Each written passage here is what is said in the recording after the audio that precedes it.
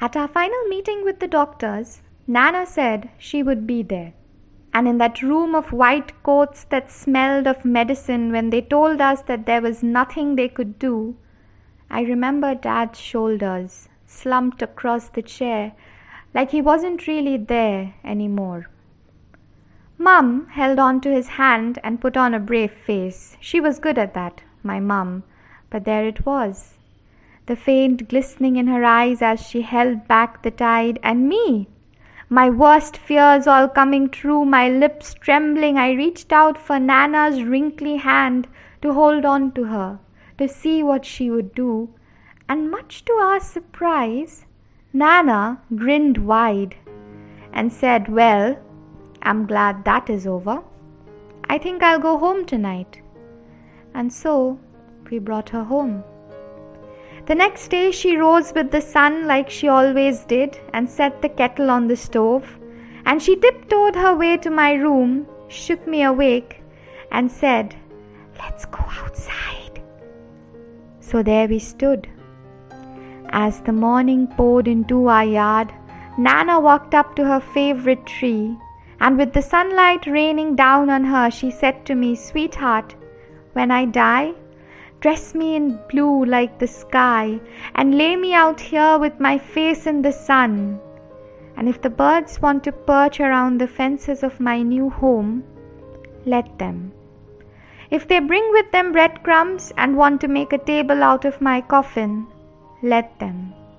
And if they burst into a song of sunshine and spring, let them sing. And if you know the tunes to that song, try and sing along. When you see me that day for one last time, do not say goodbye. Instead, say, 'Good night, Nana, sleep well,' like you would otherwise say to me before flicking the lights off during bedtime. Or maybe, just maybe, you could also say, 'Good day, Nana. I hope you're safe and on your way to whatever adventure awaits you next.' Because I promise you, there are many more to come." And on that morning there we stood, a 12-year-old with eyes half shut and a blanket around her, and Nana, 72 and beautiful in her white fuzzy nightgown that felt soft to my skin. And as the morning sun and I wrapped her up from without and within, there we stood, an unlikely pair under a burst of light, a squirrel hugging a winter bear.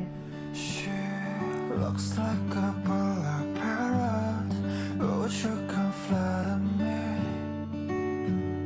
I want some good day, good day, good day, good day, good day. Looks like a winter bear, your sleep so appealing. I wish you good night, good night, good night, good night, good night. Imagine your face, say hello to me. Tell all the bad days, they're nothing to me with you.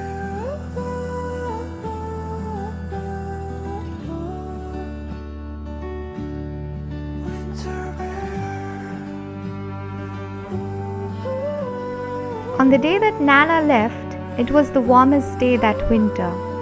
We tucked her in under her favorite tree with the sunlight on her face and watched as she, Sleep like a winter bear.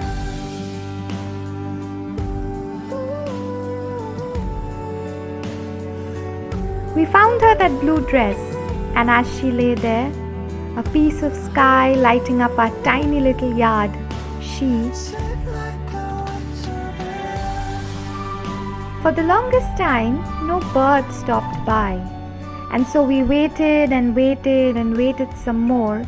And just as we were about to close the door to Nana's new home, a squirrel scampered past her fence, landed right where Nana's hands were, and paused before it left, as if to say, "Good night, Nana, sleep well." And after that squirrel bade goodbye, Mum, Dad and I went up to her and whispered, "Good day, Nana. We hope you're safe and on your way to whatever adventure awaits you next.